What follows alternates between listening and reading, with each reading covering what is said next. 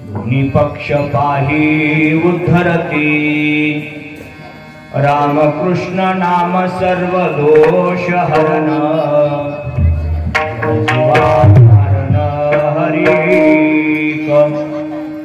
हरे नाम सार जुहाया नामाची उपमा त्या दैवाचे पार नाही म्हणे सांगा झालं हरी पाठ पूर्वजा वैकुंठ मार्ग सोपा हरी मुखी म्हणा हरी मुखी म्हणा पुण्याची गणना कोण करी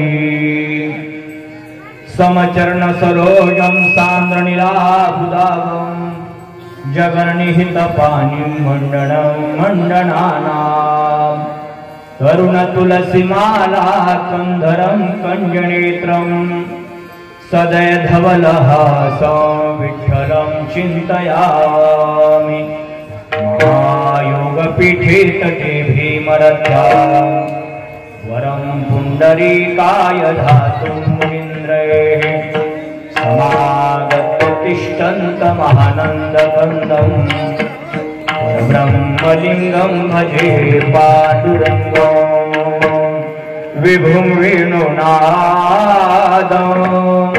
चरन्तं दुरन्तं स्वयं लीलाया गोप वेषं ददानं गवां वृन्दकानन्द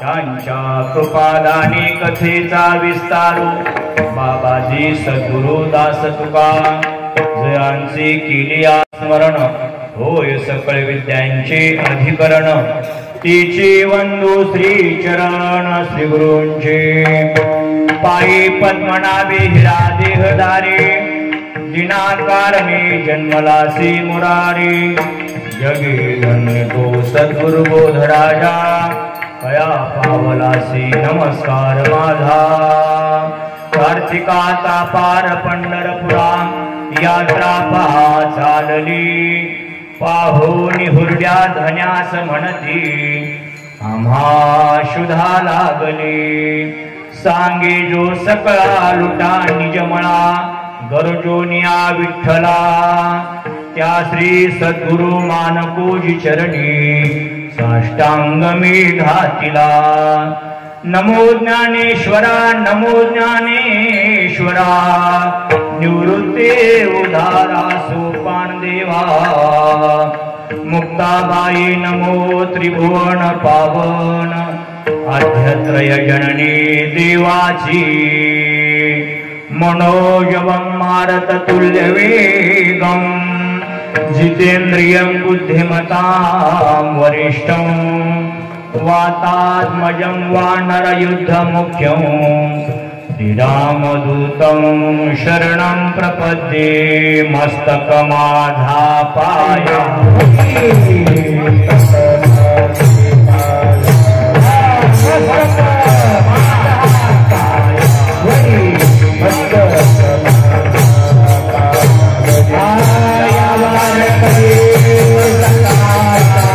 Yeah.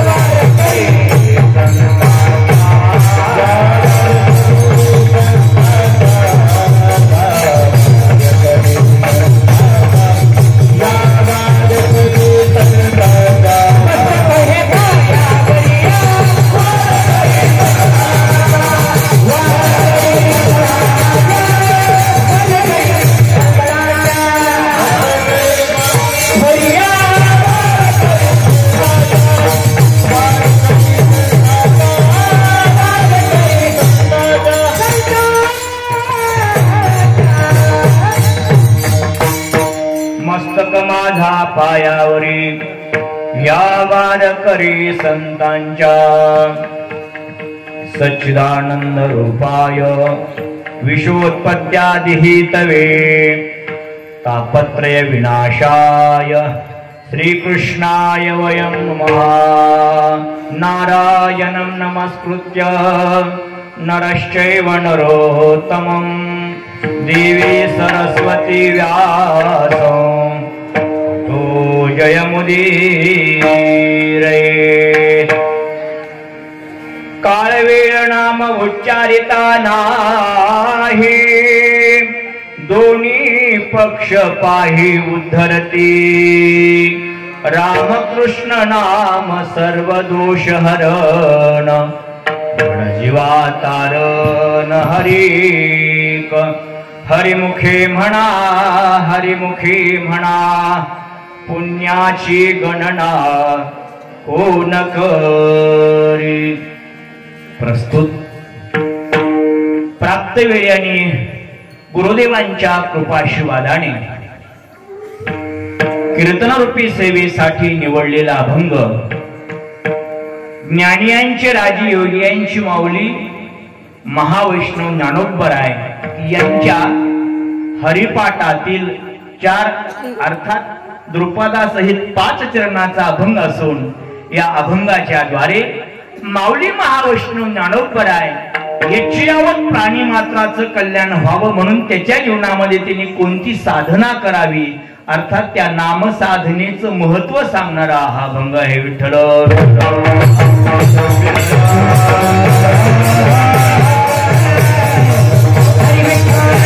प्रारंभ करण्यापूर्वी थोडासा परिहार देणं उचित आहे।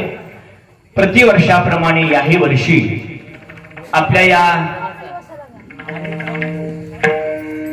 वरवंटी नगरीमध्ये सर्व साधू संतांच्या गुरुदेवांच्या वैराग्य राग रसिक संत गोरबा काकांच्या आशीर्वादाने भगवंताच्या कृपेने आमचे आदरणीय परमपूज्य हरिभक्तीपरायण जे धाराशिव जिल्ह्याचं वैभव आहे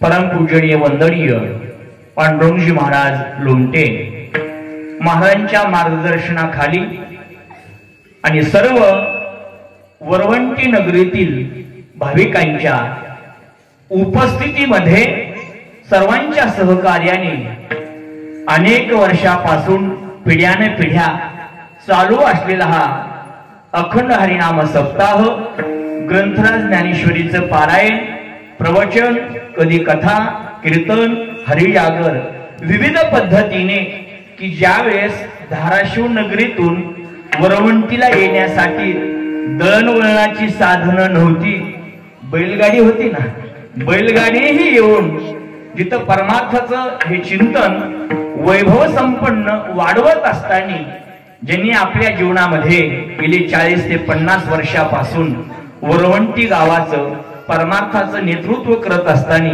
आज पूजनीय वंदनीय महाराज प्रामुख्याने उपस्थित आहेत आणि परमात्म्याचं चिंतन करत असताना हा सुयोग प्राप्त झाला।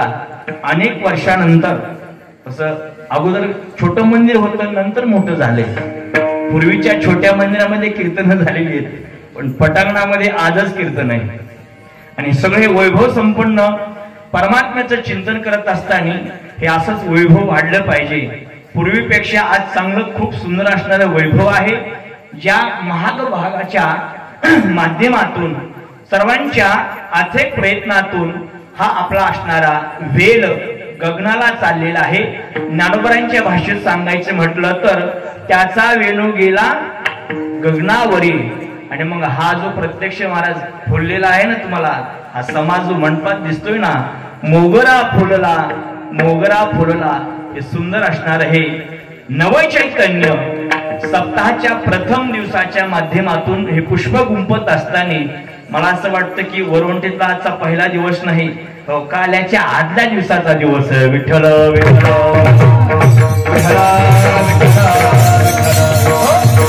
सुंदर असणार चैतन्यमय देखणं परमात्म्याचं चिंतन करत असताना उरवंटी नगरीच्या सर्व माझ्या माता पित्यांच्या सर्वांच्या चरणावरती नतमस्तक होतो.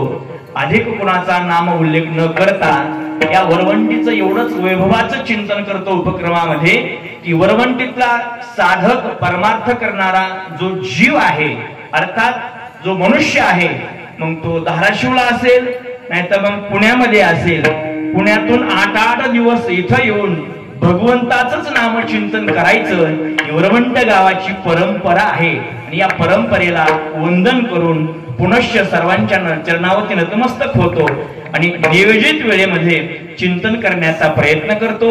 आज योगायोगाने माझ्याही सोबत बरीचशी धाराशिवची कंपनी आलेली आहे. त्यामध्ये आमचे शिंदे साहेब आहेत. त्याच्यानंतर प्रामुख्याने ज्याचा मला उल्लेख करायचा आहे तुमचं काय प्रेम असेल लोमटे घराण्यावरती मला माहित नाही पण आज योगायोगाने आमचे आदरणीय ओम महाराज लोमटे उपस्थित आहेत की ज्यांच्या जीवनामध्ये शैक्षणिक क्षेत्रामध्ये उंची गाठून आज ते सरकारी वकील झालेले आहेत.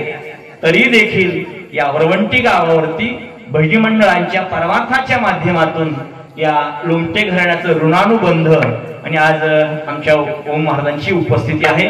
सगळ्यांचं नाम उल्लेख करणं शक्य नाही पण उपस्थित असणारे पंचक्रोशीतून आलेले सर्वच आदरणीय गायक वादक मंडळी त्यामध्ये आमचे गणेश महाराज आहेत आणि प्रामुख्याने हा दुसऱ्यांदा योग येतोय. पहिल्यांदा उस्मानाबाद शहरामध्ये म्हणजे दारण शहरामध्ये आला समर्थ सद्गुरू रावसाहेब बाबा वारकरी शिक्षण संस्था आणि त्या संस्थेतील सर्व आदरणीय गायक वादक मंडळी आणि त्यातील त्यात माझा विषय मृदंग असल्यामुळं मला मृदंग असला का गणेश महाराज मला गायक नसला तरी चालतो. मृदंगावरची थाप पडली की आजचं कीर्तन पाठ काकडा झाल्याशिवाय सोडणार नाही कारण लई दिवसानंतर हा योग आलेला आहे आणि मी काय तसा पाठ केलेला भाऊ नाहीये बरं का सर. खूप दिवसावर योग आलाय बरोबर आहे ना. पण तुम्ही काळजी करू नका. तुम्ही जोपर्यंत झोपणार नाही तोपर्यंत मी कीर्तन सोडणार. तुमच्याकडे कशी पद्धत आहे माणसं झोपल्यावर कीर्तन सोडतात का आधी झोपल्यानंतर कीर्तन सुरू होतं. तुम्ही जर मला 2 तास नाही बोललात तर मला कीर्तन करता येणार नाही. आता नेमकं ते युट्यूब चालू आहे का टीप करायला हे मला माहित नाही कारण युट्यूब चालू असेल तर पूर्ण अगदी कुठल्याही देशामध्ये महाराष्ट्रामध्ये जिथं जिथे लोक बघतात ना तर ते तुम्हाला बघतायत. माझं मत असं की कमीत कमी तुम्ही कीर्तनात नाही टाळी वाजवली तर झोपलात तरी पाहिजे. तुम्ही मला म्हणाल की पहिल्या दिवशी आम्हाला झोपायला होतात आता तुम्ही जर नाही टाळी वाजवली तर याच्यापेक्षा तुम्हाला चांगलं काय सांगू की टाळी वाजवा म्हटल्यानंतर टाळी वाजवली पाहिजे. बघा बरं कशी टाळी वाजवते. विठ्ठल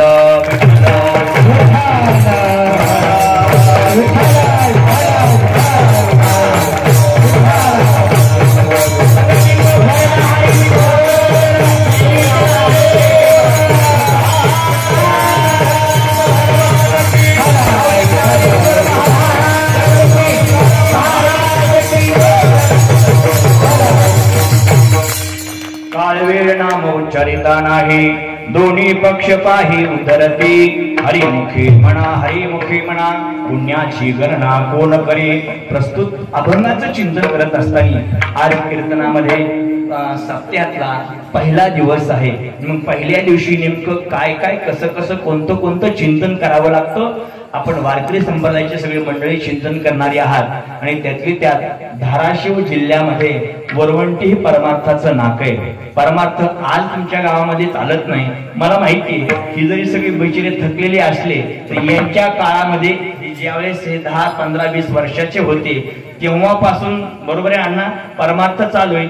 आज दुर्दैव आहे माझं फक्त 3 जणच कीर्तनाला उभा आहेत. ही सगळी विद्यार्थी बाहेरचे आले. पुढच्या येणाऱ्या वर्षापर्यंत बरोबर आहे ना जमदाटे महाराज बरोबर आहे ना पुढल्या येणाऱ्या वर्षापर्यंत प्रत्येक घरातला एक मुलगा टाळ घेऊन उभा राहायला पाहिजे अण्णा. ही तुमची जबाबदारी दोघांची. आता माझी अडचण अशी झाली महागून आली तिकट झाली आणि आम्ही महागून तुमच्या नंतर या जिल्ह्यात आलोच ना त्याच्यामुळे माझी परिस्थिती अशी आहे तुम्हाला नेमकं बोलावा का बोलू नये. पण काय असतं, घरात 4-5 बहिणी जरी असल्या तर ती बहीण आमची खूप सुंदर आहे, मला कधीच कुणाचं मन दुखवत नाही. पण मला लय सवय दुःखात झालं की त्याला हळूच खाजवायची. त्याच्यामुळं मी तुम्हाला चांगलं सांगतोय, परमार्थ जर तुम्हाला विकत करावा लागत असेल तर धाराशिव जिल्ह्यामध्ये काकांचं जे वैभव आहे त्या आपण वैभव वाढवलं पाहिजे.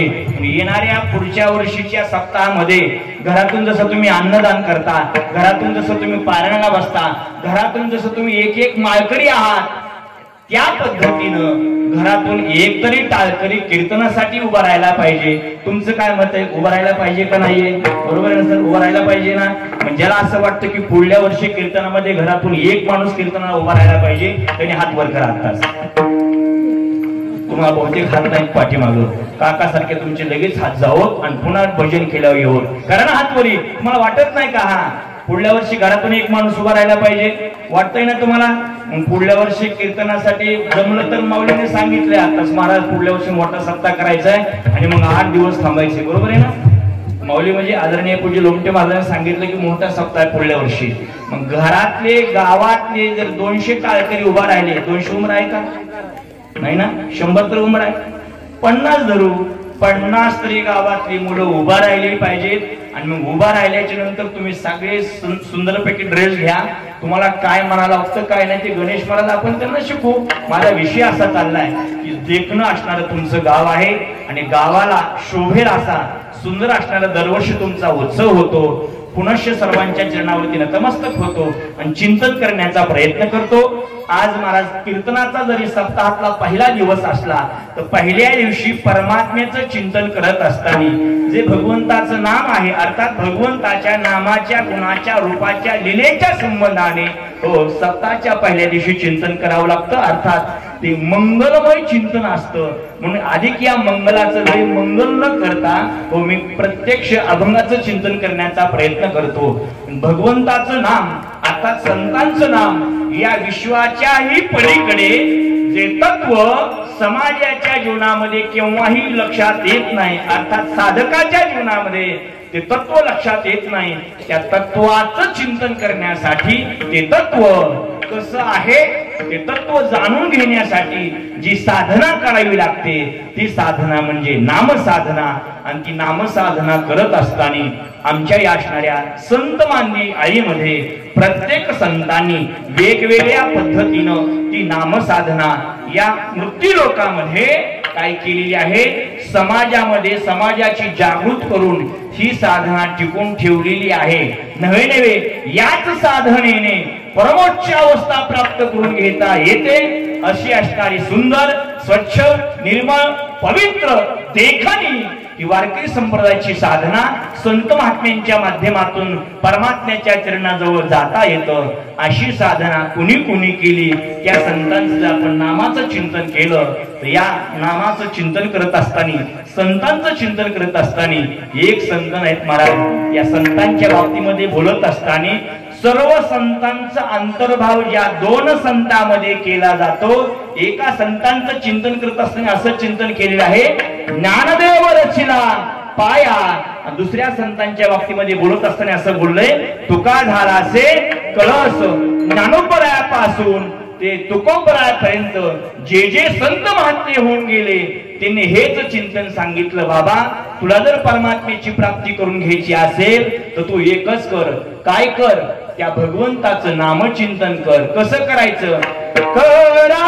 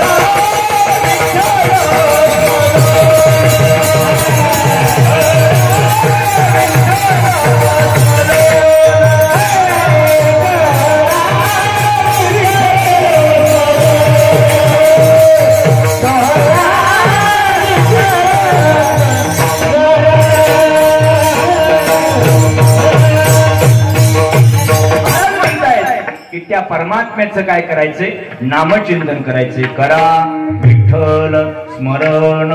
पण पुढे ऐका, कसं करायचंय त्या भगवंताचं नामचिंतन? जाणोनी भक्ता भवलक्षण. त्या परमात्म्याचं चिंतन करत असताना तो परमात्मा जाणला पाहिजे.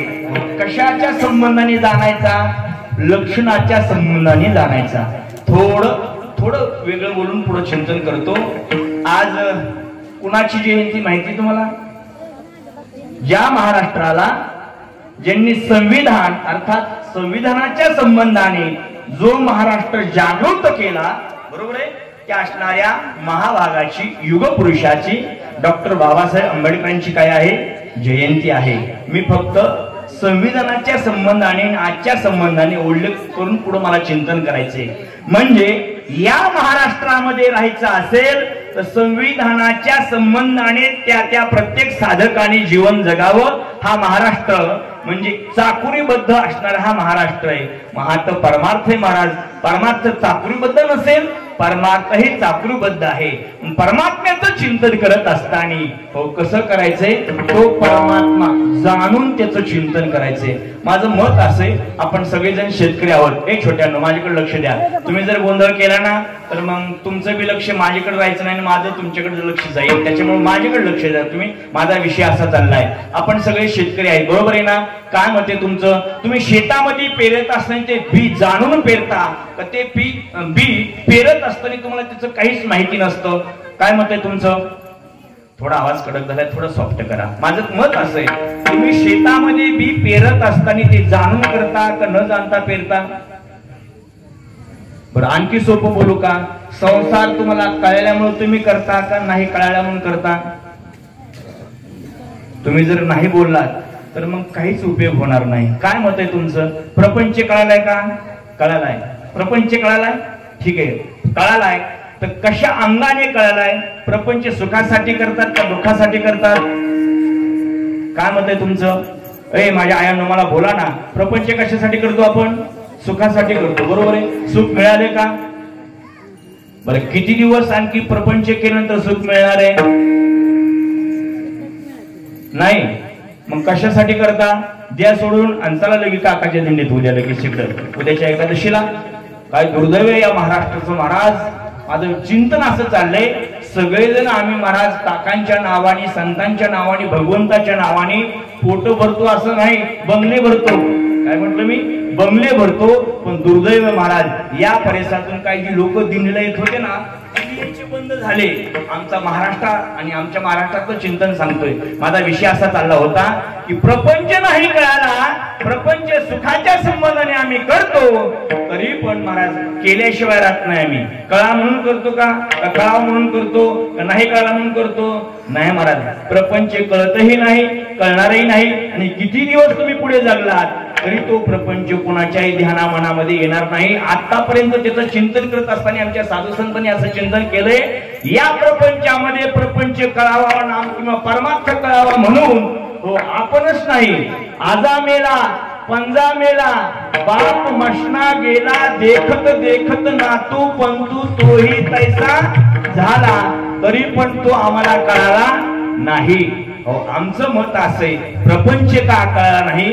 त्याचं उत्तर असे महाराज, प्रपंच कोणत्या पद्धतीनं करावा लागतो, प्रपंच कसा करावा लागतो त्याचं आम्हाला ज्ञान नॉलेज नसल्यामुळं आमच्या जीवनामध्ये प्रपंचामध्ये आम्हाला सुख मिळालं नाही.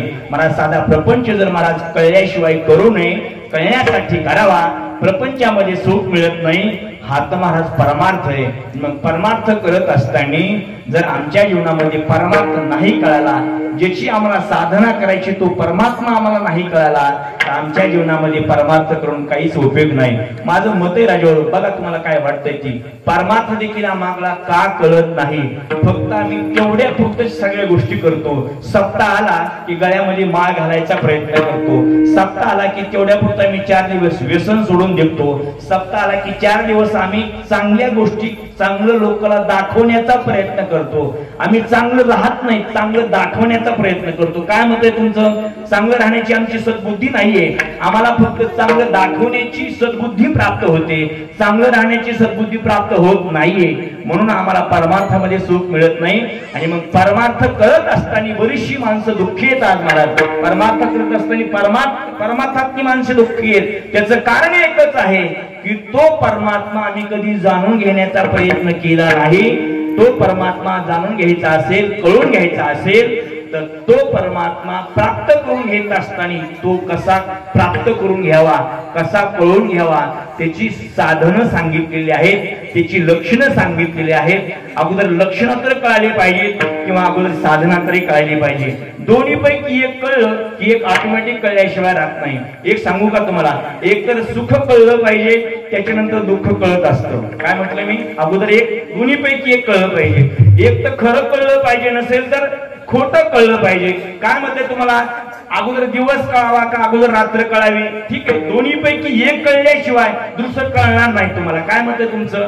दोन्ही पैकी एक कळलं पाहिजे. दोन्ही पैकी जर एक नाही कळालं तर दुसरं कधीच कळत नसतं. ज्याची आम्हाला उपासना करायची, अगोदर तो उपासना म्हणजे ज्याची उपासना करायची ते दैवत, तो परमात्मा आम्हाला कळाला पाहिजे. काय म्हणते तुमचं? कुणाची उपासना करायची, कोणत्या साधनाने करायची ते साधन आपण चिंतन करतोय, पण ज्या परमात्म्याची आपली उपासना करायची तो परमात्मा आम्हाला कळाला पाहिजे.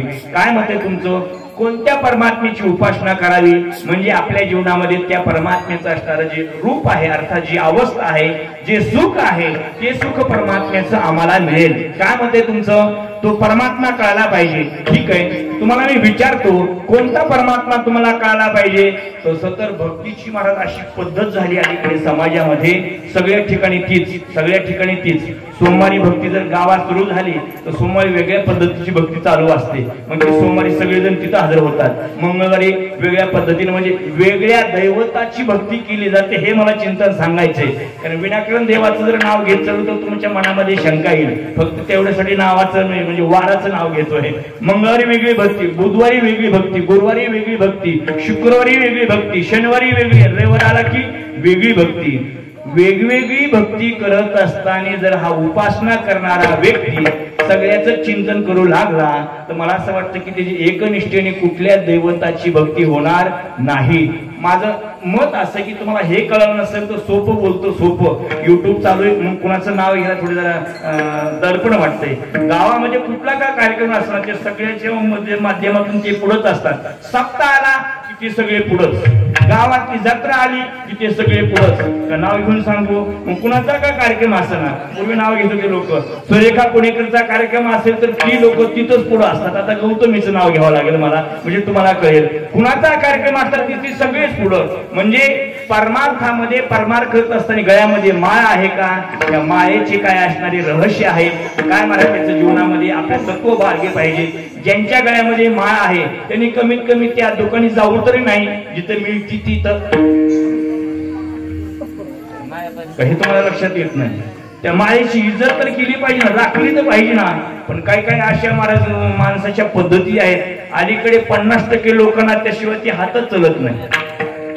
माझा विषय असा चाललाय, मग तुमची उपासना आणि तुमची साधना कोणत्या पद्धतीने चालते, त्या उपासनेमध्ये आणि साधनेमध्ये कुठंतरी व्यंग असतं आणि त्याचा परिणाम असतो. हजारो जन्मच्या जन्म गेले तरी आमच्या जीवनामध्ये महाराज त्या परमात्मेची प्राप्ती होत नाही. ज्ञानोबरायांना कळवळा आला आणि ज्ञानोबरायांनी महाराज या सोप्या भाषेमध्ये समाजाला सांगत असताना ज्या ज्ञानोबरायांचं चिंतन आहे ते सांगू का तुम्हाला? महाराज या दुर्दैव वारकरी संप्रदायामध्ये ज्या हरिपाठामध्ये ज्ञानोबरायांचे 27 अभंग आहेत, सुंदरती त्यांना धरल्यानंतर मागे पुढे होत असेल. काही लोक गुरुपरंपरेमध्ये अधिक कमी जास्त अभंग धरल्यामुळे त्याच्यामध्ये गणितामध्ये मागे पुढे होत असेल. पण मला हे चिंतन करायचंय की जो असणारा हरिपाठ अधिकारी वर्गाला सांगितला, तसं तर बरीचशी चिंतन करणारी मंडळी असं म्हणतात महाराज की सर्वसामान्यासाठीच हरिपाठ आहे. माझं सांगू मत तुम्हाला, अरे जो हरिपाठ अधिकारी वर्गाला कळाला नाही तो हरिपाठ सर्वसामान्य म्हणावा नाही असं नाही, पण जो अधिकारी आहे ज्यांनी अनुबंध चतुष्टाचं चिंतन केलेलं आहे जो अधिकारी आहे, विषय प्रवीण संबंध, ह्या सगळ्या गोष्टी केल्यात, त्याच्यापेक्षा हरिपाठाचं जो चिंतन करतो त्याच्या लक्षात येईल की हरिपाठाचं काय महत्व आहे आणि हरिपाठ कुठल्या अधिकाराच्या संबंधाने ज्ञानोबारांनी चिंतन केलेलं आहे. ठीक आहे, काही गोष्टी जर तुम्ही चिंतन करायला लागलात तर ज्ञानोबारांचं ज्ञानेश्वरी म्हणा, अमृत अनुभव म्हणा, चांगदेव पाशिष्टी म्हणा, या गोष्टीच्या संबंधाने कळण्यासाठी सोप्या भाषेमध्ये सर्वसामान्याचं चिंतन करत असताना हरिपाठ हा संध्येच्या संबंधाने वारकरी संप्रदायामध्ये त्याचं चिंतन करावं नाही असं नाहीये. पण हरिपाठ हो महाराज, जो चांगदेव पाशिष्टीचं चिंतन करतो, ज्यांनी ज्ञानोबारांच्या ज्ञानेश्वरीचं चिंतन केलेलं आहे, ज्यांनी मुखोद्गत ज्ञानेश्वरी केलेली आहे, पुढे आहे का, ज्यांनी अमृत अनुभव अगदी वेदांताच्या भाषेमध्ये चिंतन केलं तर त्याच्यातलं ब्रह्म काय, आत्मा काय, ईश्वर काय, कुटस्थ काय, सगळ्या गोष्टीचं चिंतन करून करून समाजाला उपदेश करत असताना जो मी म्हणतो त्याला हरिपाठ कळेलच असं मात्र नाहीये. हरिपाठाची उंची वारकरी संप्रदायामध्ये आधार आहे आणि या हरिपाठामध्ये चिंतन करत असताना तसं तर ज्ञानोबारांनी महाराज भक्ती लोकातल्या सर्व साधकातल्या सर्वसामान्यातल्या सामान्य साधकाला हरिपाठामध्ये उपदेशही केलेला आहे. हरिपाठामध्ये सुलभ साधनाही सांगितलेली आहे आणि त्या साधनेचा परिणामही सांगितलेला आहे. या अभंगाचं जर आपण चिंतन केलं ना, नामाच्या संबंधाने फक्त 4 ते 5 गोष्टी महत्वाच्या आपल्याला सांगायच्या या अभंगाच्या संबंधाने मी तुमच्या समोर चिंतन करणार आहे. नीट ऐका ना, या अभंगाचं एक शेवटचं महात्म्य सांगतो आणि अभंगाचं चिंतन करण्याचा प्रयत्न करतो. ऐका, मृत्यूलोकामध्ये भगवंताचं नामचिंतन करत असताना जो जिवंत आहे आणि तो जिवंत मनुष्य नामचिंतन केल्यानंतर परमात्म्याची त्याला प्राप्ती होती, याच्यात नवल नाही. पण ज्ञानोबराय या अभंगात महात्म्य सांगत असताना नामचिंतनाचं जे पूर्वज आहेत ना, आपले पूर्वज जे मेलेले आहेत तुमच्या भाषेमध्ये, जे वैकुंठवासी झाले, हो त्याही पूर्वजांचा हो ज्या नामाच्या संबंधाने उद्धार होतो, हो त्या हरिपाठाचं चिंतन खऱ्या अर्थाने ज्ञानोबरांनी केलेलं आहे. आणि या अभंगामध्ये त्याचं चिंतन आहे. आपले पूर्वज सुद्धा जे जिवंत आहेत आता, त्या माणसाने नामचिंतन केलं तर पूर्वजांचा उद्धार झाल्याशिवाय राहत नाही, असं हे हरिपाठाचं महात्म्य ज्ञानोबरांनी चिंतन केलेलं आहे. मला ज्ञानोबरांच्या बाबतीमध्ये काय बोलावं, एक बोलू का, सर्वसामान्याने संत महात्म्यांच्या बाबतीमध्ये बोलत असताना काहीच बोलू नये, बोलताच येत नाही. ज्ञानोबरांच्या बाबतीमध्ये लक्षणाच्या संबंधाने बोलायला गेलात तरी बोलता येत नाही. नीट ऐका, ज्ञानोबरांच्या बाबतीमध्ये वेगळ्या वेगळ्या पद्धतीने रूपाच्या, गुणाच्या, लौकिकाच्या, अलौकिकाच्या संबंधाने बोलत असताना लौकिक भाषेमध्ये जर बोलायचं म्हटलं तर ज्या ज्ञानोबरांच्या जीवनामध्ये ज्ञानोबरांनी समाजाने कधीही सुख लागू दिलं नाही. समाजाच्या संबंधाने ज्ञानोबराय खूप उंचीवर आहेत. ज्ञानोबराय कधी कळले नाहीत, आताही कळणार नाहीत आणि भविष्यामध्ये जो ज्ञानोबरायचं चिंतन करतो त्यालाही मला ज्ञानोबराय कळतीलच असं मात्र नाहीये. पण त्या ज्ञानोबरायांची उंची सांगत असताना कशा संबंधाने उंची सांगितली गेली नीट ऐका. मी उपक्रमामध्ये तुम्हाला ज्या उपास्याचं चिंतन करायला सांगितलं होतं ते उपास्य म्हणजे आमचा पांडुरंग परमात्मा, म्हणजेच हे ज्ञानोबराय आहेत. महाविष्णू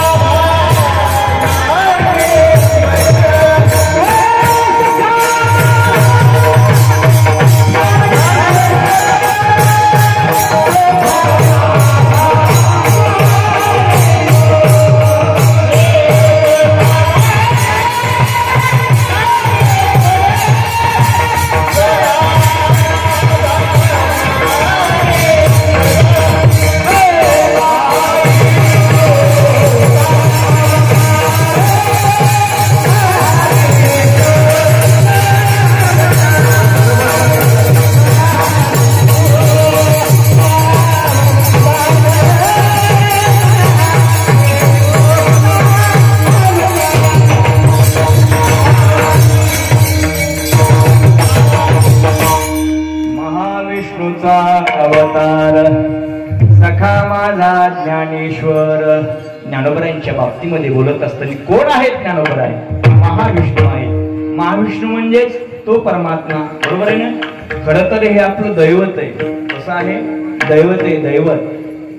माझं चिंतन असं चाललं की ज्या उपास्याची आपण साधना करतोय, उपास्याची, ते आपलं उपास्य दैवत कोणतं आहे? तर भगवान परमात्मा म्हणजेच ज्ञानोबराय म्हणजेच विठ्ठल परमात्मा हे चिंतन आहे. महाविष्णूचा अवतार ते भगवान परमात्म्याचे अवतार आहेत. म्हणजेच तो परमात्मा म्हणजे देव आहे.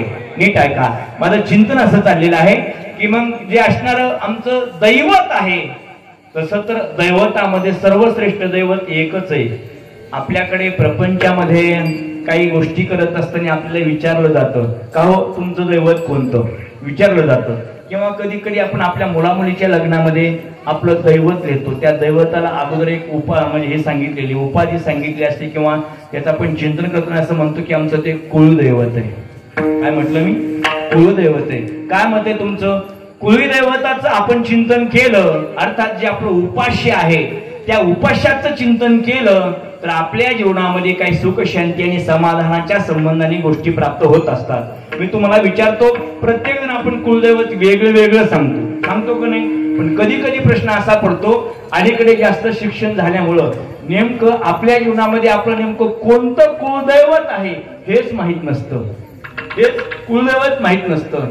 तुम्हाला जर माहिती नसेल तर मृत्यू लोकामध्ये संत महात्म्याने सांगितलं, अरे बाबा मृत्यू लोकात तुला जीवन जन्म प्राप्त झालंय ना, तर तुझ्या जीवनामध्ये तुझं हे सगळ्यात महत्वाचं पहिलं कुलदैवत आहे, जे महाविष्णूचा अवतार ज्ञानोबराय आहेत.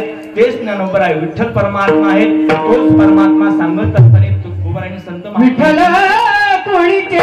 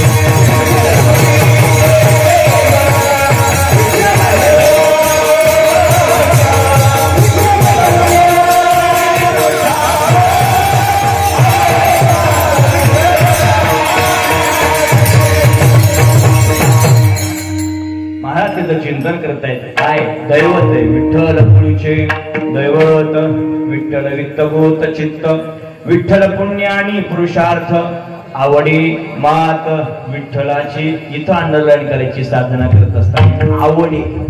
आता परिस्थिती अशी महाराज, आम्हाला एकतर आवड बी नाही आणि सगळ्यात महत्वाचं सवड सुद्धा नाही आहे. सवड नाही ना, सवड बी नाही आणि आवड बी नाही. आणि प्रत्येकाला असं वाटतं की आम्हाला ते तत्व प्राप्त झालं पाहिजे. आमचं असणारं जे दैवत आहे, कुळीचं जे दैवत आहे ते आमच्यावरती प्रसन्न झालं पाहिजे. ऐका गड्या, तुम्ही ऐकणारी मंडळी आहेत. दोन व्यक्तीचा जोपर्यंत आपल्या जीवनामध्ये आशीर्वाद प्राप्त होत नाही तोपर्यंत प्रपंचामध्ये सुख नाहीये. आणि परमार्थाचा जर प्रश्नच येत नाही महाराज. प्रपंचामध्ये आणि परमार्थामध्ये दोन्हीकडे सुख लागत नाही. हो, दोन्हीकडे त्याला धक्का बसतो, धक्का. नीट ऐका, जीवनामध्ये त्याच्या संबंधाने अंतःकरणामध्ये प्रेम असलं पाहिजे. दैवत, त्या दैवताचं नाव आहे कुळीचे दैवत आणि तो परमात्मा आमचं दैवत आहे. तुमचं जर वेगळं कुळीचं दैवत असेल तर त्याची कृपा आपल्यावरती प्राप्त झालीच पाहिजे. नसेल तर जीवनामध्ये तुम्ही कुठलीही साधनं करा, उलट होतं. उलट होतं म्हणजे कसं? आपल्याकडे ग्रामीण भागामध्ये एक म्हण आहे, कराय गेलं गणपती झालं. तुम्ही बोलत जा ना कधी कधी. काय म्हणतात, कराय गेलं गणपती आणि झालं माकड. अरे गणपती कराय गेला, तुम्ही पूजा करताय पण मनामध्ये तुमच्या गणपती नाही ना, दुसरं होणार नाही तर दुसरंच होईल ना. म्हणजे मनात पाहिजे तेच तुमच्या ध्यानात पाहिजे, आणि मनात ध्यानात असल्यानंतर त्याची पूजा करत असणे तोच तुमच्या समोर असला पाहिजे. त्याच्यानंतर ते दैवत ते तुमचं उपासना करत असताना त्याची तुमच्यावरती कृपा होईल, नसेल तर कृपा होत नाहीये. जीवनामध्ये पहिली गोष्ट आहे त्या परमात्म्याची आमच्यावरती काय असली पाहिजे, कृपा असली पाहिजे. आता नीट ऐका, हा झाला परमात्म्याच्या उपासनेचा भाग. सुख लागत नाही, मी दुसरी गोष्ट तुम्हाला सांगितली. आपले जे पूर्वज आहेत ना, पूर्वज, त्या पूर्वजांचा जर आपल्या जीवनामध्ये आशीर्वाद नसेल, पूर्वज जर आपल्यावरती नाखुश असतील, पूर्वज जर आपल्यावरती रुतलेले असतील, पूर्वज जर आपल्यावरती नाराज असतील, तर त्याच्या जीवनामध्ये शास्त्राच्या दृष्टिकोनातून दोष लागतो. त्याला पितरांचा दोष म्हणतात. कसला दोष म्हणतात? वंशधराचारी पुत्र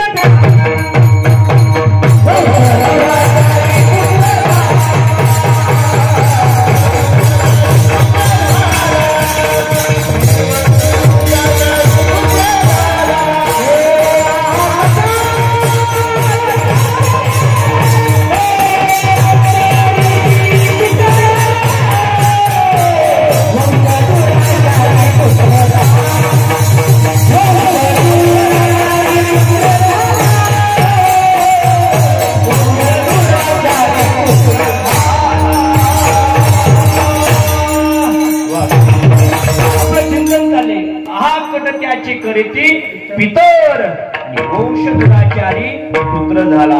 तुम्हाला माना किंवा न माना गाड्या हो, पण संतांचं चिंतन आहे. वंशातला जो पुत्र आहे तर तो दुराचारी निघला तर त्याचं कारण आहे पितरांचा, पूर्वजांचा आपल्याला दोष लागतो, म्हणून त्याचं चिंतन केलं पाहिजे. खरं सांगू सर तुम्हाला, म्हणून आजही हिंदू धर्मामध्ये काही पद्धत अशी आहे, लोक त्याला अंधश्रद्धा म्हणतात. ठीक आहे, जिवंतपणी सांभाळावं, नाही समजू नये असं नाही, पण मेल्याच्या नंतर या पितरांना मोक्ष प्राप्त करून दिला जातो. ते हिंदुस्थानामध्ये वारकरी संप्रदायाची परंपरा आहे.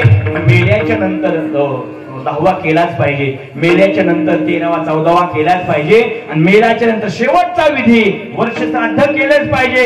ऐका रे सज्जनांनो, पितरांचं चिंतन करत असताना पितर पंधरवड्यामध्ये एकदा तरी आपल्या पितरांना जीव घातलंच पाहिजे. माझा विषय असा चालला आहे की जे मृत्यू लोकांमध्ये करत नाहीत त्यांच्या जीवनामध्ये महाराज काय होतंय, सुख लागत नाही रे.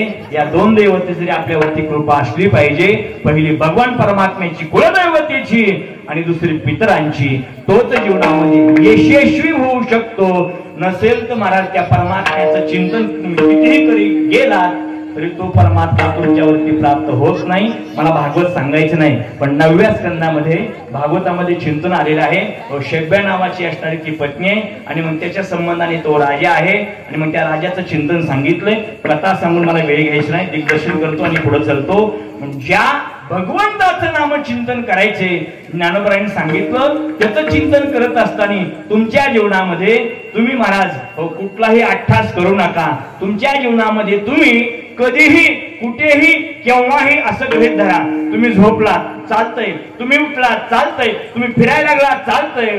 भगवंताची उपासना करत असताना कधीही केव्हाही काही वेळ काळ लागत नाही. अभंगाला वेळ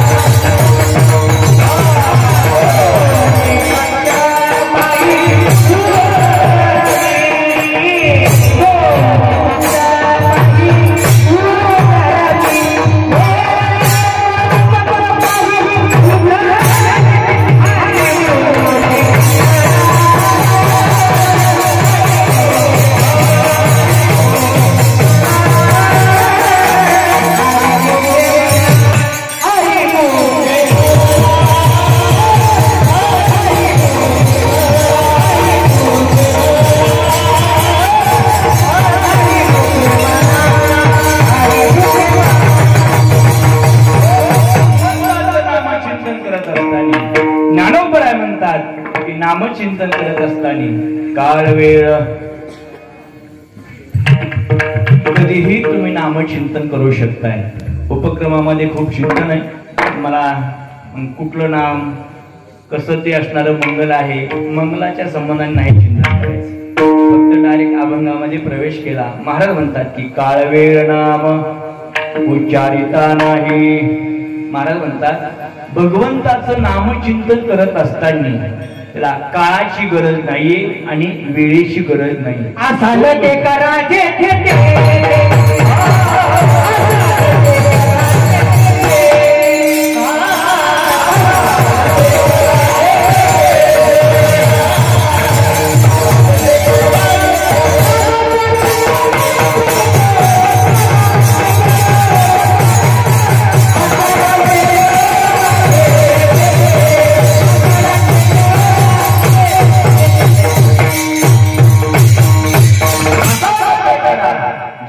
जेथे तुम्ही जिथं आहात ना तिथं तुम्ही काय करा, भगवंताचं नामचिंतन करा. कधीही कुठेही केव्हा करू शकता. असाल ते करा. कुठं आहात आपण, कुठेही असो, असाल ते करा म्हणजे जिथं असाल तिथं. तुम्ही म्हणाला महाराज कुठेही चिंतन केलं तर चालतं का? चालतं. तुकोबारायांच्या जीवनातला खूप मोठा प्रसंग आहे, पण मला सगळा प्रसंग सांगायचं नाही, फक्त थोडंसं चिंतन करतो. ऐका ना. तुकोबारायांना एका साधकाने विचारला, हो महाराज तुम्हाला काय कळतं का नाही? कुठेही गेलं तरी तुम्ही भगवंताचं नामचिंतनच करताय. अहो तुम्हाला कळलं पाहिजे. तुम्हाला तुकोबाराय म्हणतात, लोक संत म्हणतात, ठीक आहे. भंडाऱ्यावरती गेल्यानंतर तुम्ही नामचिंतन करता इथपर्यंत ठीक आहे. घोड्यावरती गेल्यानंतर नामचिंतन केल्यानंतर ठीक आहे. तुमचं जे उपास्य दैवत ज्या मंदिरामध्ये तुम्ही त्याची प्रतिष्ठापना करून तुम्ही त्याचं चिंतन करताय तिथं ठीक आहे ना. पण महाराज आता तुम्ही सकाळच्या विधीला चाललात, तिकडेही विधीला गेल्याच्या नंतर तुमच्या मुखातून विठ्ठल विठ्ठल विठ्ठल सारखं तुम्ही त्या परमात्म्याचं चिंतन करतायत. महाराजांनी सांगितलं, बाबा खरं सांगू तुला, माझी मदत झाली.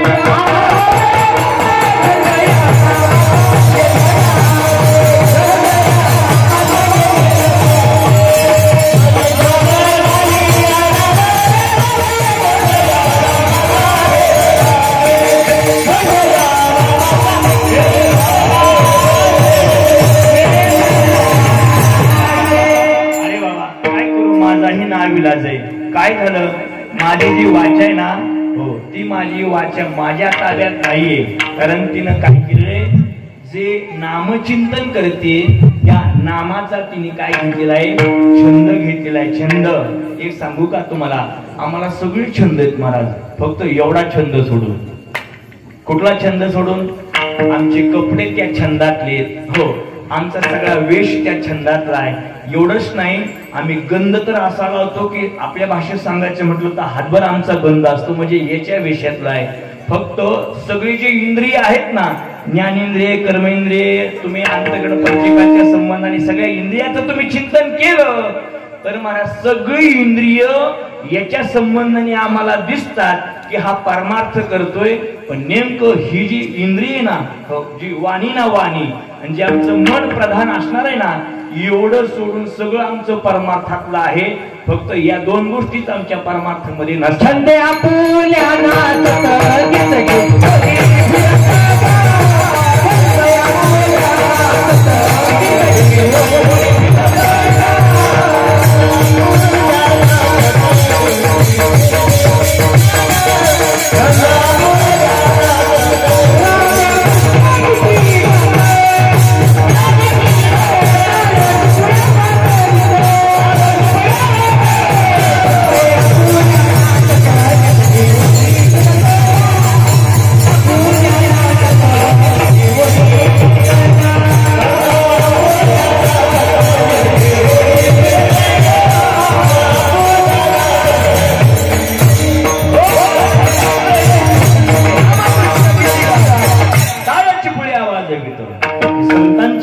अवस्था आहे, संतांचं जीवन आहे. मला छंदांचं चिंतन करत असताना हे सगळे छंद संतांच्या संबंधाने सांगितले. मी आपल्याही संबंधाचं चिंतन करत होतो.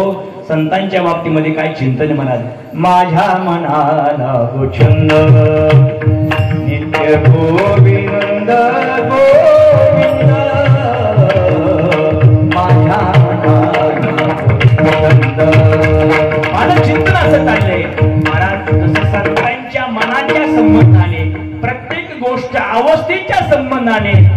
मनाने चिंतन केलं, तसं जर कुठं आपण साधना करायचा प्रयत्न केला तर कुठेतरी आपण परमार्थाच्या वाटेवरती राहू. नसेल तर महाराज परमार्थाची सगळी आमची सोंगच सोंग, आमचा परमार्थ ठरू शकत नाही. तुम्हाला सोपं बोलतो कळण्यासाठी, संतांनी प्रपंच सोडलं नाही. नीट ऐका, परमात्म्याची प्राप्ती करून घेत असताना संतांनी प्रपंचच केला.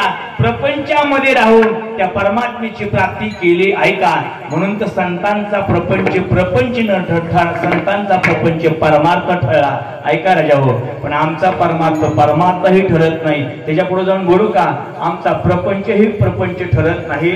आमचं जीवन, आमचं एवढं जीवन जगत असताना आमचं दुर्दैव आहे की आमच्या हातामध्ये एकही निदान लागत नाही. परमार्थही नाही लागत आणि प्रपंचही लागत नाही. माझं चिंतन असं चाललं होतं की महाराजांच्या जीवनामध्ये महाराजांनी भगवंताचं नामचिंतन करत असताना इतका त्यांना छंद लागला होता, ते जीवाच्या अनावर झालती. म्हणून त्या परमात्म्याचं चिंतन करत असताना, ही साधना करत असताना महाराजांच्या जीवनामध्ये कसलाही काळ नव्हता, कसलाही वेळ नव्हती.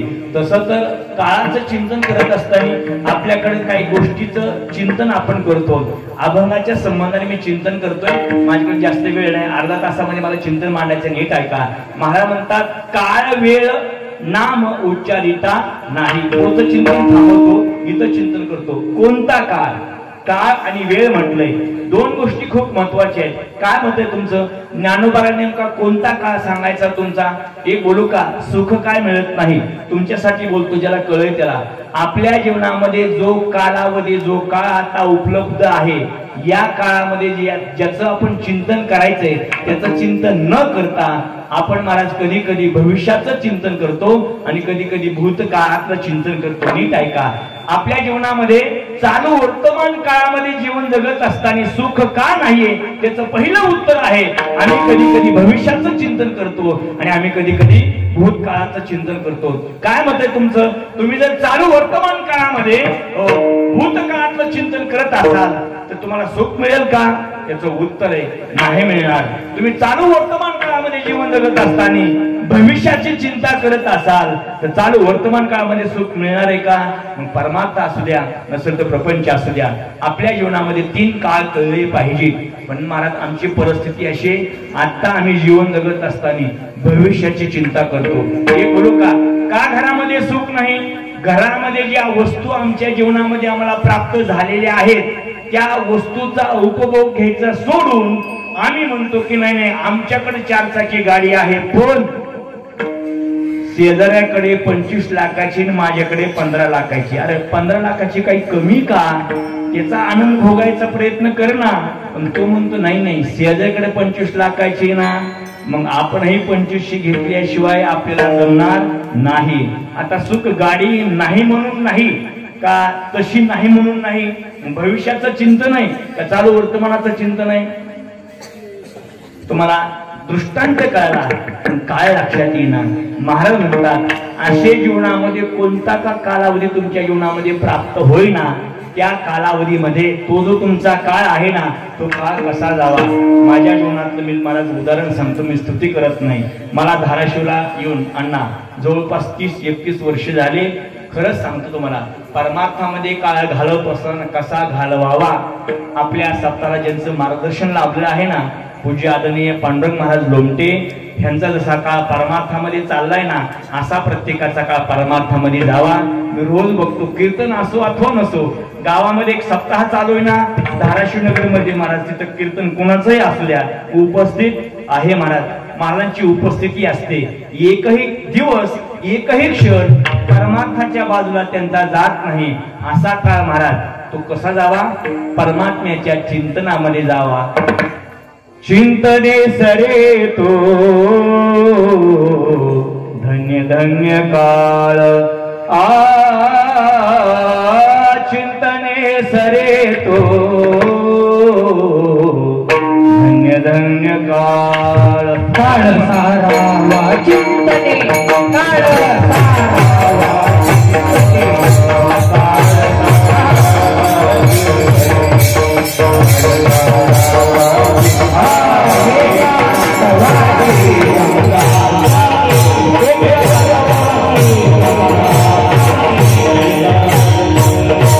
काळ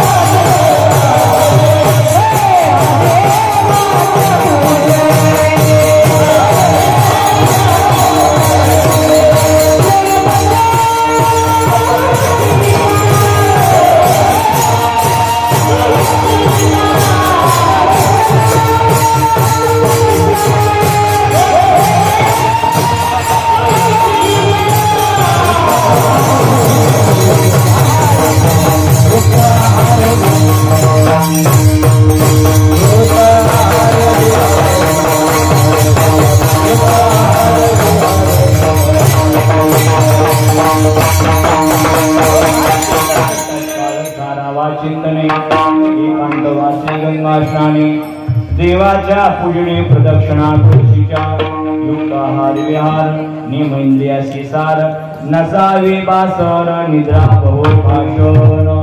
महाराज असा काळ आपला जर गेला तर तो काळ महाराज कसा होतो, धन्य होतो, धन्य. आणि तो धन्य काळ म्हणजेच त्या परमात्म्याची त्या साधनेच्या संबंधाने काय होती, प्राप्ती होती. भगवंताचं नामचिंतन करत असताना ज्ञानोबा म्हणतात, नाही काय वेळ नाम उच्चारिता नाही. आता काही भगवंताचं नाम असे की त्या नामाचा केव्हा कुठे कसा उच्चार करावा, बरं का, काय करावा, उच्चार करावा. कोणत्या काळामध्ये कोणतं नामचिंतन करावं त्याचं हे चिंतन आहे. पण माझं चिंतन असं चाललंय, तुम्ही कोणतंही नाम घ्या, कोणत्याही कालावधीमध्ये घ्या, म्हणजेच कोणत्याही वेळेमध्ये घ्या, त्याचं फल सारखंच प्राप्त होतं. पण चिंतन असं चाललं, नीट ऐका, जर त्या कालावधीमध्ये त्या काळामध्ये जर संशयरहित, नीट ऐका बरं का, संशयरहित नामचिंतन केलं तर फलप्राप्ती होते. नसेल तर त्या कालावधीमध्ये जर तुम्ही संशय मनामध्ये धारण करून भगवंताचं नामचिंतन केलं तर वागता कसंही असू द्या, नीट ऐका, संशय असलं की संशयाचा परिणाम असा होतो, पाप होतो. आणि पाप झालं की पापाचं फल सुख नाहीये, पापाचं फल काय आहे, दुःख आहे. ज्ञानोबांची गोड होई महाराज ज्ञानोबा चिंतन करतात, संशयावरी थोर अनिक नाही पाप घोर, हे विनाशाशी वागूर प्राणी अशी ज्ञानोबा चिंतन करतात. त्याच्यामुळे परिणाम असा होतो की आमच्या जीवनामध्ये त्या साधनेचं पुण्य प्राप्त होत नाही. का, साधना श्रवण करत असताना, साधना आम्ही करत असताना नेहमी आम्ही त्याच्या संबंधाने संशय बाळगतो. संशय ऐका ना, संशय बाळगलं की आपल्या जीवनामध्ये प्रपंच जरी असला ना, हो मला त्याचा नाश झाल्याशिवाय राहत नाही. पूर्वीची मंडळी या संबंधाने छोटा दृष्टांत सांगायची. 1 मिनिटामध्ये दृष्टांत सांगतो, पुढे चिंतन करतो. ऐका ना, जर संशय असेल ना तर परमार्थ नाही ठरत. सांगू तुम्हाला, प्रपंच हे ठरत नाही.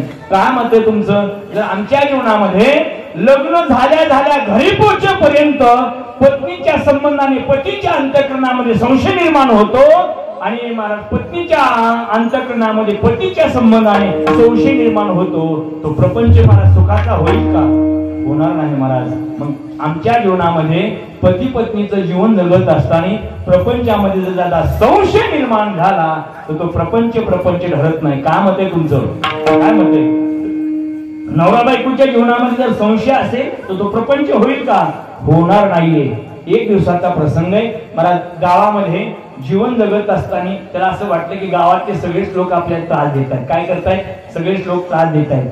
पण त्याला असं वाटतं की ठीक आहे, लोकांचा संबंध तोडून टाकावा आणि मग कुठं जावं? अरण्यात जावं. गेला अरण्यामध्ये. अरण्यामध्ये गेल्याच्या नंतर परिस्थिती अशी लागते महाराज की पत्नी तिची संशय खरं होती, तो नव्हता.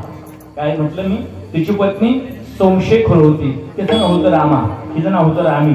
आणि मग एक दिवस महाराज जीवन जगत असताना कर्मधर्म सहयोगाने हा रानामध्ये गेल्याच्या नंतर परिस्थिती अशी झाली की हा लाकडं तोडत असताना तोडता मुळी काढू लागला. मुळी काढता नेमकं महाराज त्याला असं लक्षात आलं इथं मुंगसाचं घरट आहे आणि एक छोटं मुंगूस. त्याने पटकन बघितलं, उन्हाचे दिवस आहेत, असं वाटलं अरे छोटंच पिल्लू. त्याला दया आली, ते मुंगसाचं पिल्लू घेतलं आणि घरी आणलं. सांगितलं बायकोला, बघ ना अगं छोटंसं पिल्लू आहे, मुंगसाचं पिल्लू आहे. ती हो मला कळतंय ना, पण मला असं वाटतंय जसं तुझं छोटं बाळ आहे ना, अगं कुणीच नाहीये, राहुली ना तुझ्या बाळासोबत हे राहील, राहुली घरात सांभाळू आपण. आणि महाराज जसं आपल्या छोट्या मुलाचा ती सांभाळ करू लागली ना तसे मुंगसाला बी सांभाळू लागली. ऐका ना, गोड प्रसंग आहे. शेवटचा प्रसंग सांगतो. ते मुलं असणारे महाराज छोटस आहे, अगदी फक्त पाण्यामध्ये पाय हलवतं. तिला असं वाटलं आपले मालक बाहेर गेलेले आहेत काष्टा आणण्यासाठी, हा जर पाण्यातून उठला तर खाली पडेल. तिनं काय केलं, ते जे असणार आपलं बालक आहे ते अंगणामध्ये ठेवलं आणि अंगणामध्ये ठेवल्यानंतर त्या छोट्या मुसरा सांगितलं, बघ मी पाण्याला चालले, मी पाणी घेऊन येते, तोपर्यंत या बाळाचं तू काय कर, रक्षण कर. ऐका नीट, प्रसंग खूप छान आहे. आणि मग ती पाण्याला गेली. मालक शेतामध्ये गेलेला आहे काष्टा आणण्यासाठी आणि प्रसंग असा घडला. एवढ्यामध्ये महाराज उन्हाच्या तेरिमीमध्ये ऊन खूप झालेले आहे. एक असणारा सर्प भला मोठा, त्याला असं वाटतं की कुठंच आपल्याला सावली मिळत नाही. आणि त्यांनी घर बघितलं, नेमकं जिथं छोटं लेकरू झोपलेलं आहे ना, जिथं हे मुंगस आहे, की नेमकं तिथे तो साप आला. आणि आल्याच्या नंतर आता प्रसंग ऐका. मला तो असणारा साप बघितला मुंगसाने, की मला असं वाटतं की आता तुम्हाला वेगळं सांगायची गरज नाही. काय झालं असेल? साप बघितल्या त्याला असं वाटलं की हा साप ह्या छोट्या बाळाला चावल्याशिवाय राहणार नाही. मुंगस पुढे जाते आणि मुंगस पुढे गेल्या महाराज काय केले त्या मुंगसाने सांगू तुम्हाला. तो साप बाळाला न चावू देता त्या मुंगसाच्या सोबत या सापानी आणि या सापाच्या सोबत या मुंगसानी दोघांची जवळपास अर्धा तास महाराज काय झालं, युद्ध झालं. आणि युद्ध करता करता महाराज शेवटी त्या मुंगसाचा काय झाला, विजय झाला. विजय झाल्या मला त्या मुंगसाला असं वाटलं की आता आपण काय केलेलं आहे, या बाळाचं रक्षण केलेलं आहे. पण आता या बाळाच्या आईला सांगितलं पाहिजे. जर बाळाच्या आईला नाही सांगितलं तर आपल्याला ती शाबासकी कशी देईल. पण ते मुंगूस काही नाही महाराज अंगणामध्ये येऊन थांबलं की या बाळाची आई कधी येते. तेवढ्यामध्ये ह्या आईनं म्हणजे त्या स्त्रीनं घागर घेऊन येत असताना तिनं घागर जी खांद्यावरती घेतली होती ना, ते घागर खांद्यावरती घेतल्या तिनं ते मुंगस बघितलं. नुसतं मुंगस नाही बघितलं, ऐका ना, त्या मुंगसाच्या तोंडाला जे सापाचं रक्त लागलेलं होतं ना, ते रक्त बघितलं. आणि रक्त बघितल्याबरोबर हिच्या मनात संशय आला. काय संशय आला? तिला असं वाटलं की मालक रानामध्ये गेले आणि मी पाण्याला गेलते. या मुंगसाने बहुतेक माझ्या लेकराचा काय केलेला आहे, नरड्याचा घोट घेतलाय. माझ्या लेकराचं ह्या मुंगसाने रक्त पेलेलं आहे. तिनं मागचा पुढचा न करता हा मनामध्ये संशय धारण केला आणि दारामध्ये बघितलेलं मुंगूस त्या मुंगसावरती भरलेली घागर टाकून दिली. जागेवरती मुंगूस मेलं. आणि मुंगूस जागेवरती मेलं. तिनं आतमध्ये बघितलं तर भला मोठा सर्प मरून पडलेला आहे. त्याने 5-6 तुकडे केलेले आहे. आणि आपलं लेकरू आनंदामध्ये हात हलवतंय, पाय हलवतंय. मग विचार करू लागली, मी किती वेडी आहे. मनामध्ये संशय घेतला आणि त्या मुंगसाचा काय केला, मी प्राण घेतला. तेवढ्यामध्ये तो मालक आला आणि मालकाने सांगितलं, ग काय झालं? तिने सांगितलं, बघा ना, माझ्या हातून खूप चूक घडली. अहो या मुंगसाने हे असणारा सर्प मारून टाकला. आपल्या बाळाचं रक्षण केलं पण मी याला मारून टाकलं. त्याने सांगितलं, तू कसं मारलं? तिने सांगितलं, माझ्या मनामध्ये फक्त संशय निर्माण झाला आणि त्याचा परिणाम त्या मुंगसाला मारलं. मला मुंगसाची तुम्हाला गोष्ट सांगायची नव्हती. आम्ही प्रपंच असो किंवा परमार्थ असो, त्या स्त्री सारखा मनामध्ये संशय धारण करतो. त्याचा परिणाम प्रपंचही सुखाचा होत नाही, परमार्थाचाही सुखाचा होत नाही.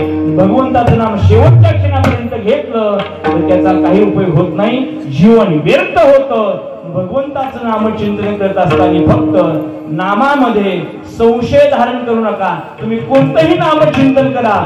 त्या भगवंताचं नामचिंतन करत असताना प्रामुख्याने अनेक नाम सांगितले. त्या नामामध्ये तुम्ही रामाचं चिंतन करा, त्या रामामध्ये तुम्ही कृष्णाचं चिंतन करा. पण राम आणि कृष्ण या 2 नामामध्ये या विश्वातल्या सर्व भगवंताच्या नामाचा काय आहे, अंतर्भाव आहे. अंतर्भाव भगवंताचं नामचिंतन करत असताना जगाच्या पाठीवर ही 2 नाम आहेत ना, कशी आहेत? राम कृष्ण कृष्ण नाम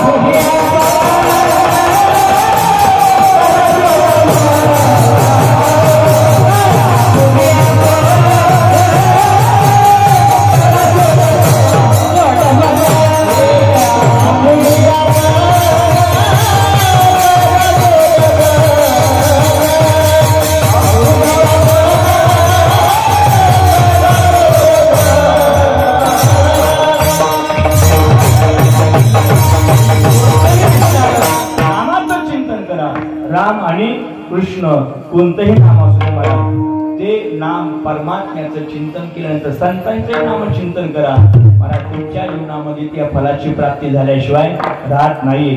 म्हणून मला राम राम बोल प्यारे राम राम बोल.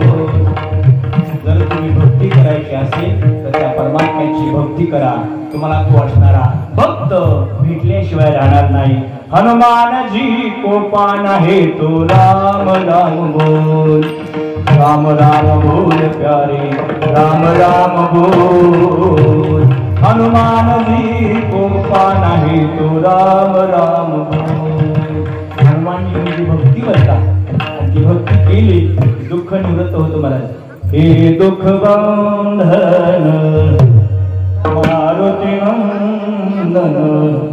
नाही चिंतन करायचं, पण तुमच्या लक्षात आणून देण्यासाठी चिंतन करायचं होतं. जर नाही चिंतन केलं, कुठलंही नामचिंतन करा महाराज, त्या नामाचं फळ निश्चितपणे प्राप्त होतं. पण नामचिंतन करत जा. परिस्थिती अशी महाराज, नामचिंतन करायला आम्ही लोकांना सांगतो, पण आम्ही कधी नामचिंतन करत नाही. साधना स्वतः चिंतनामध्ये केली पाहिजे महाराज. त्याचं जर चिंतन केलं ना, तो परमात्मा प्राप्त झाल्याशिवाय राहत नाही. गोविंद मेरो हे गोपाल मेरो हे. तो गोविंद असेल, गोपाल असेल, कुठलंही नामचिंतन तुम्ही करा, तो परमात्मा कुठल्याही नामाच्या संबंधाने प्राप्त होतो. तसं तो परमात्म्याचे हजार नाव सांगितले. ओम विश्वम विष्णु भटकार भूत भव्य भवत प्रभो भूत भूत उद्भाव भूतात्मा भूत भावना भूतात्मा परमात्मा शिव मुक्तानाम परमागती अव्यय पुरुष साक्षी क्षेत्र सगळे हे विष्णू सहस्रनामातली परमात्म्याची हजार नाव पहा. कोणतंही नाम घ्या, त्या परमात्म्याच्या नामाच्या संबंधाने तुम्हाला तो प्राप्तच होईल. बोल हरे हरे हरे त्या परमात्म्याचं कुठलंही चिंतन करा. जर परमात्म्याचं चिंतन केलं आणि मग कुठल्याही कालावधीमध्ये केलं तर जीवनामध्ये तिचं फल प्राप्त होतं. जाऊ द्या, माझी वेळ संपत आली. 10 मिनिटे नीट ऐका. ज्ञानोबराय आपण महाराज कुठल्याही कालावधी नामचिंतन केल्याच्या नंतर, हो, त्याचा उच्चार केल्यानंतर काय वेळे नाम उच्चारिता नाही, ठीक आहे महाराज, आम्ही नामचिंतन केलं, आमच्या जीवनामध्ये त्याचा फायदा काय आहे? अलीकडे परिस्थिती अशी महाराज, जर कुठल्याही कामामध्ये, कुठल्याही वेळेमध्ये, कुठल्याही आमच्या साधनेमध्ये फायदा नसेल तर आम्ही करतो का? नाही महाराज. नोकरी का करतो? छोट्यानो काम का करतो? शेती का करतो? व्यवसाय का करतो? व्यापार का करतो? कुठली गोष्ट का करतो? हा, तुला काय आवडतंय? खरं सांग. तुम्हाला विचारतो, काय मत आहे तुमचं? तुम्हाला आवडतं का? बरं ठीक आहे, सोपं बोलतो कळण्यासाठी. तुम्हाला श्रीमंती आवडती का दारिद्र्य आवडतं? खोटं बोललं तर तुम्हाला रामाची शपथ आहे. काय आवडतं तुम्हाला? खरं सांगा. मी गेल्यानंतर टिपून ठेवणार आहे. काय आवडतं तुम्हाला? दारिद्र्य आवडतं का श्रीमंती आवडती? जाऊ द्या, त्याच्यापेक्षा सोपं बोलतो. दारिद्र्य मलाही आवडत नाही. ना काय मत आहे तुमचं? दारिद्र्य आवडत नाही. गणेश महाराज सोपं बोलतो.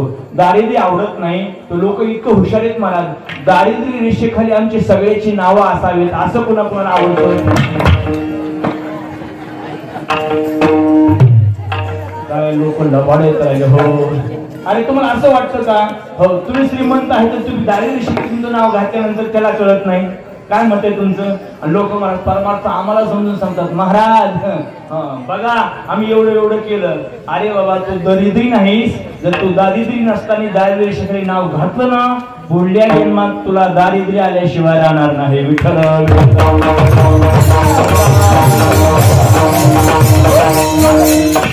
मी चिंतन असं करत होतो, बरोबर आहे ना, की आम्हाला काय आवडतं, फायदा, आमचा फायदा असल्याशिवाय आम्ही चिंतन करत नाही. जाऊद्या, सोपं बोलतो काय, त्याचे दिवस आहेत, मला वेगळी वाटत नाही, पण तुम्हाला ऐकावं लागेल आजच्या दिवस. माझे 10 मिनिट आणखी ऐकायचे माऊली, बरोबर आहे ना.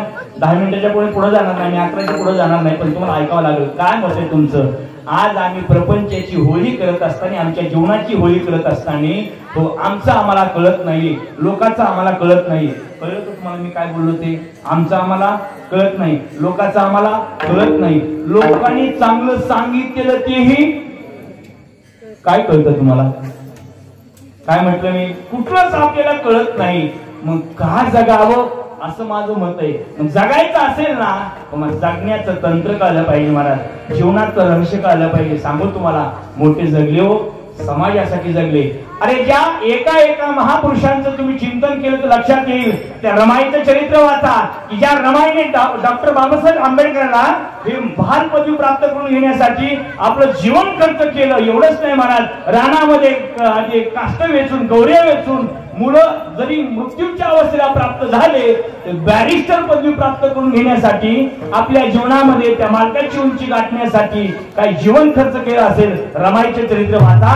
त्या छत्रपती शिवाजी महाराजांचं जीवन घडण्यासाठी ज्या जिजाऊ मातेने आपलं जीवन खर्च केलं त्या मातेचं जीवन चरित्र नुसतं वाचा रे ऐका रे म्हणजे कळेल की आपण जीवन कसं जगावं. सांगू तुम्हाला, आम्ही 18 पगडची जाते पुण्यात ज्या गावात राहतो, ज्या तालुक्यात राहतो, ज्या देशात राहतो त्या देशाचं जर चिंतन बघितलं, कबीरदासाने गोड चिंतन केलं महाराज. हा सर्व समाज फक्त गुण्या गोविंदाने आणि आनंदाने फक्त हे माणसं राहू देत नाही, त्याचा त्यांनी उल्लेख केलाय. मंच कधी बोलत नाही. ऐका ना, परिस्थिती अशी झाली, हिंदूच्या घरामध्ये एक जण आलं आणि मुस्लिम बांधवाच्या घरामध्ये एक झालं. कबीरदासने त्याचं चिंतन केलंय.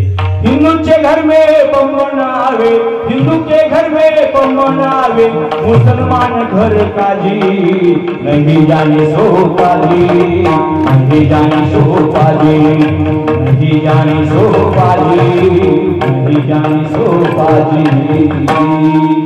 मला चिंतन करायचंय, तुम्ही अभ्यास करा म्हणजे तुमच्या लक्षात येईल. मला हे चिंतन मांडायचे नाही. ऐका ना, ज्ञानोबरायचं चिंतन बघा. ज्ञानोबराय म्हणतात, नाही काय वेळ तया लागी, काय वेळ ना उच्चारिता नाही.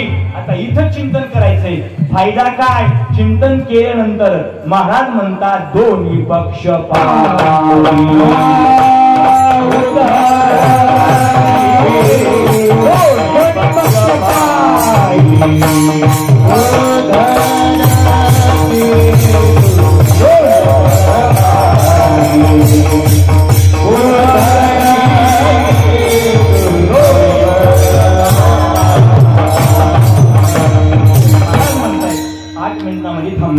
नीट ऐका. दोन्ही पक्ष पाही उद्धरती.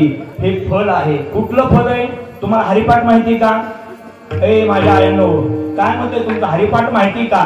आता सांगा, कोणते कोणते पक्षाचा उद्धार होतो? जाऊ का मी आलेल्या वाटेने? तुम्हाला पक्ष माहितीत ना? सगळे पक्ष सांगणार मी तुम्हाला. नाही असं नाही. काय म्हणते तुमचं सध्या वारं तेच आहे. ज्ञानोबराला त्यावेळेस बहुतेक कळलं असेल म्हणून ज्ञानोबराला लिहून ठेवले. या दोन्ही पक्षाचा उद्धार होईल. ज्यांनी ज्यांनी जिथं जिथं खोट्याचा प्रयोग केला, ज्यांनी ज्यांनी जिथं जिथं एका पक्षाचे दोन पक्ष केले, दोन्ही पक्ष बाहेर उद्धरती. मी अभंगाचं चिंतन करतोय, नसलेला ताप करून जाता. मला शहरामध्ये राहायचंय पुन्हा. काय मत आहे तुमचं? का मला कोणी विचारलं तर मला सांगायची पंचायत. एकाने मला विचारलं, महाराज तुम्ही कुठल्या पक्षाचे? कुठल्या पक्षाचे? मला एकाने विचारलं. मी सांगितलं मला हिंदू धर्मामध्ये जो पक्ष आहे सगळ्या पक्षांचा राजा त्या गरुड पक्षाचा. मला चिंतन असं चाललंय, माझा विषय चालला. नीट ऐका. कोणते दोन पक्ष उद्धरते? दोन्ही पक्ष पाही उद्धरती. तुम्ही घरी गेल्यानंतर ज्ञानोबरांचा हरिपाठ जर तुमच्याकडे असेल ना तर उघडून बघा आणि त्याचा अर्थ मी तुम्हाला सांगणार आहे. कुठले पक्ष उद्धरतात? कोणत्या दोन पक्षाचा उद्धार होतो? तुम्ही महाराज घरून विचार करून आलतात काय या पक्षाचं चिंतन करायचंय म्हणून? नाही रे बाबा हो, नीट ऐका. एक सांगू तुम्हाला, जगाच्या पाठीवर जे पक्ष तुमचे मुलं नाश पावतात त्या पक्षाचं काय चिंतन करू? अरे तुमच्या मुलाला दारू फसून तुमच्या मुलाला 15 दिवस बोंबलत फिरायला लावणारे त्या पक्षाचे संत महात्मे कसे चिंतन करतील?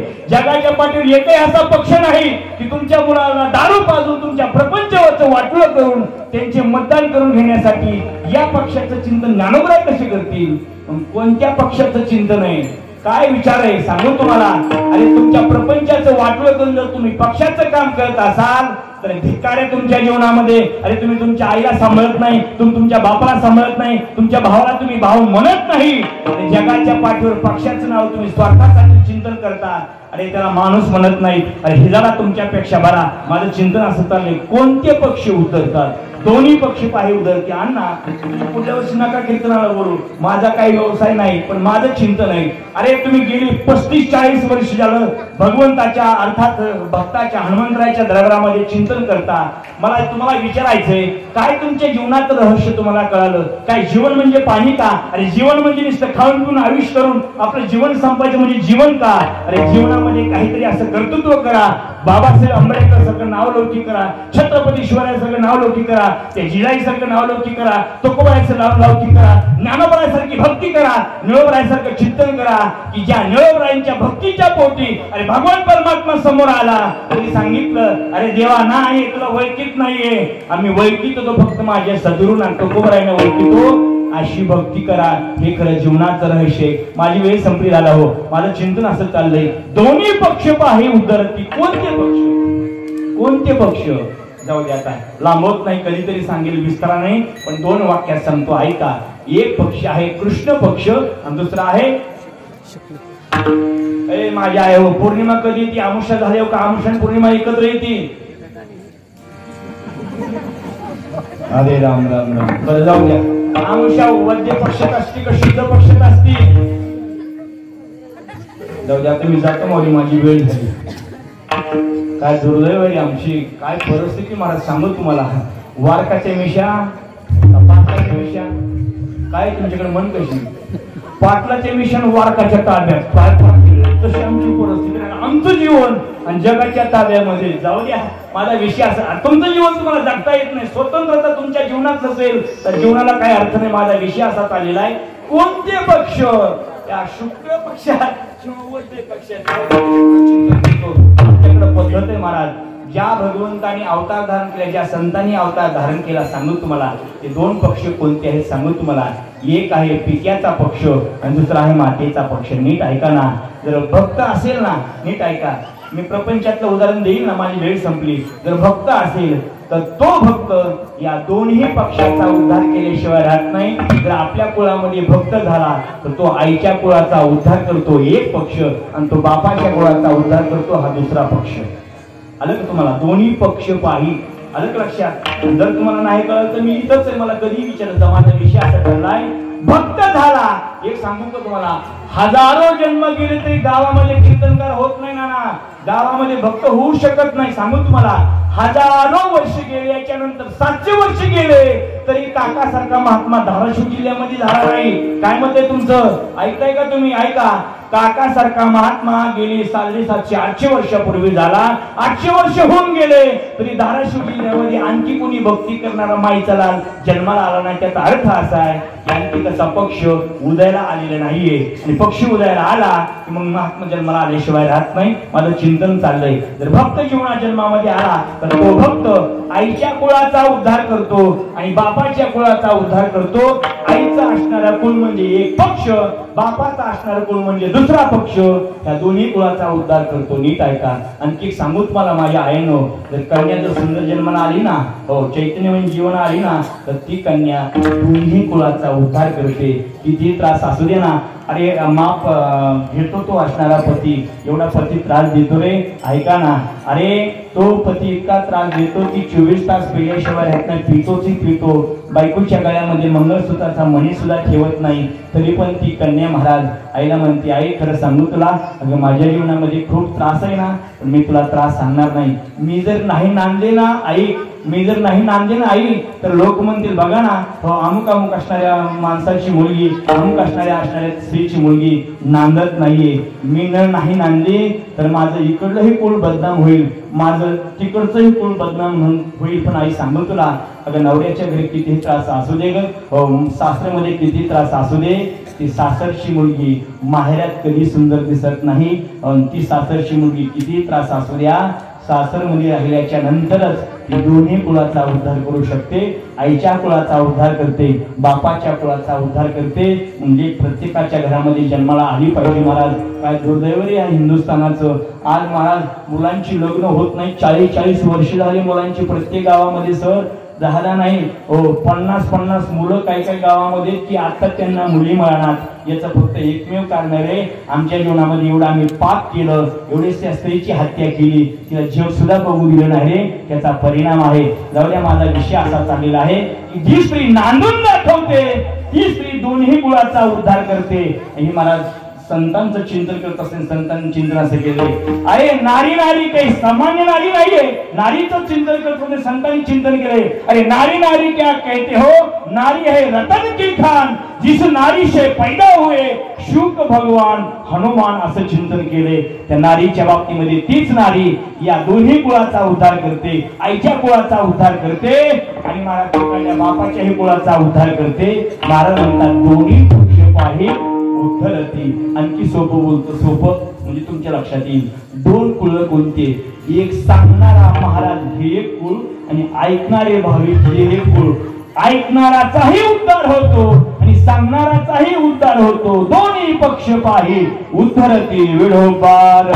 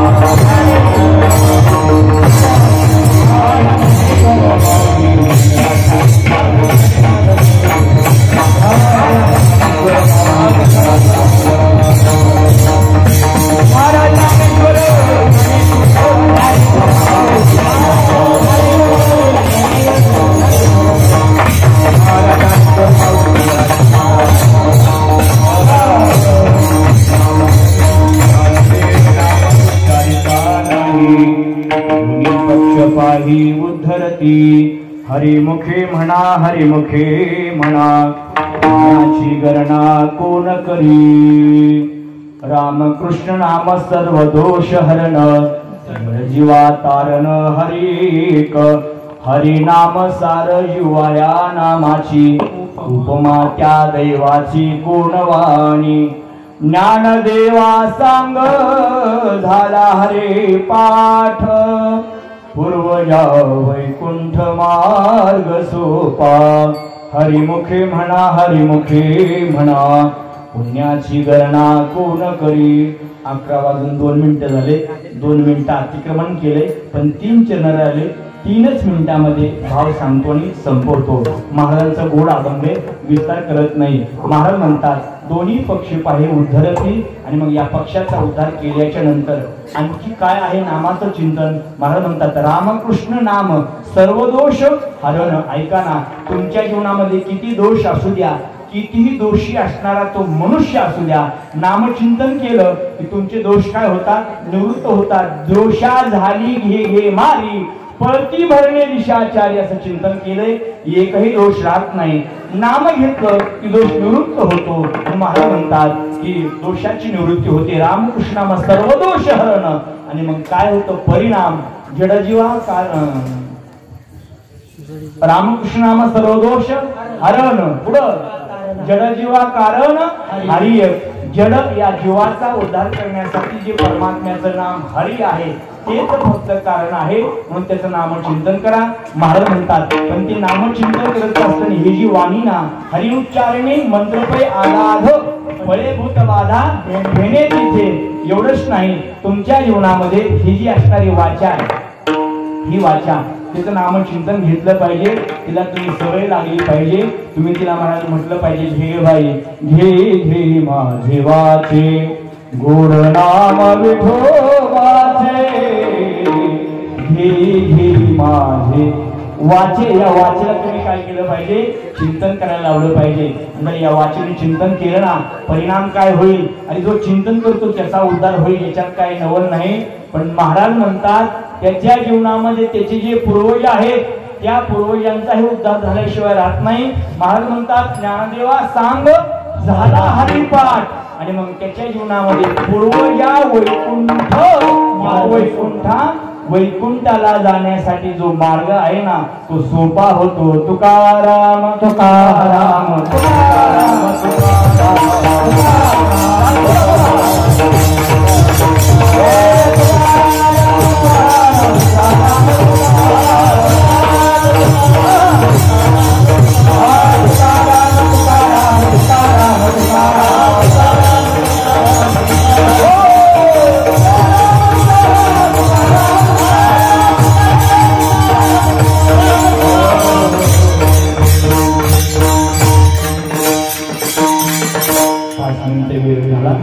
पुनश्च आदरणीय पूज्य अंडोजी महाराज गोंटे महाराजांचीच माफी मागतो. मला वेळेची खूप सवय आहे आणि तुम्ही पहिला दिवस असताना बरोबर 8:45 कीर्तन प्रारंभ केले मला पहिल्या दिवशी, त्याबद्दल पुन्हा तुमचं पहिलं अभिनंदन. कुणाचं कीर्तन टायमाला चालू केल्यामुळं. आणि मग मी बी काय लय लांबवले नाही आणि बरोबर टायमाला संपलं ना, त्याच्यामुळे तुम्ही माझे बी आभार मानले पाहिजे. पण तुम्ही कीर्तनाची वेळ येत असताना असं गेले नाही रात्री 8 खाली आपण हे चिंतन करताय. पुनश्च सर्वांच्या चरणावरती नतमस्तक होतो. जे बरोबर आहेत माझ्या गुरुवर्यांचे, चुकीचे ते माझ्या बुद्धीचे दोष आहेत. चुकीचं असेल ते परत करा आणि बरोबर असेल ते ग्रहण करा. सेवा समाप्त 2 मिनिटांमध्ये चाल झाली तर होईल, नसेल तर तुमच्या मनावर बोला.